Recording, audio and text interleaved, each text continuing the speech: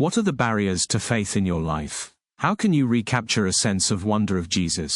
Welcome to today's devotional entitled, Calming the Storm by Benson Schuldt. Turn to Mark chapter 4 verses 35 to 41 for our scripture reading. Jesus calms the storm. Verse 35. That day when evening came, he said to his disciples, "Let us go over to the other side." Verse 36. Leaving the crowd behind, they took him along, just as he was, in the boat.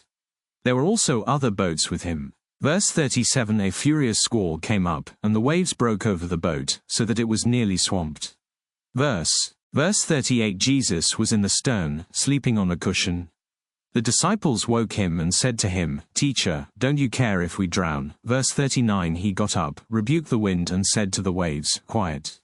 Be still." Then the wind died down and it was completely calm. Verse 40. He said to his disciples, "Why are you so afraid?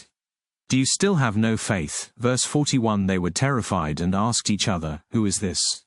Even the wind and the waves obey him." This particular passage is entitled, Calming the Storm by Benson Schuldt. My 3-year-old niece is beginning to understand that she can trust Jesus in any situation. One night as she prayed before bedtime during a thunderstorm, she pressed her hands together, closed her eyes, and said, "Dear Jesus, I know you're here with us.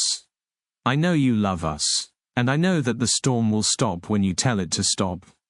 I suspect she had recently heard the story of Jesus and the disciples as they crossed the Sea of Galilee.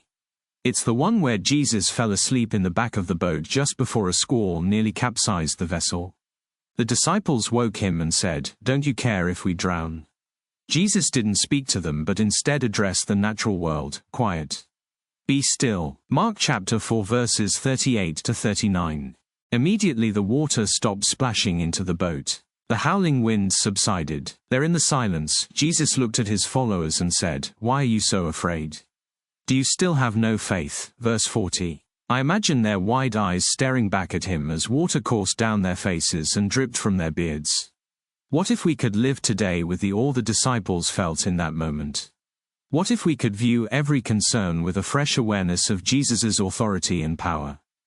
Maybe then our childlike faith would chase away our fear. Maybe then we would believe that each storm we face is at His mercy.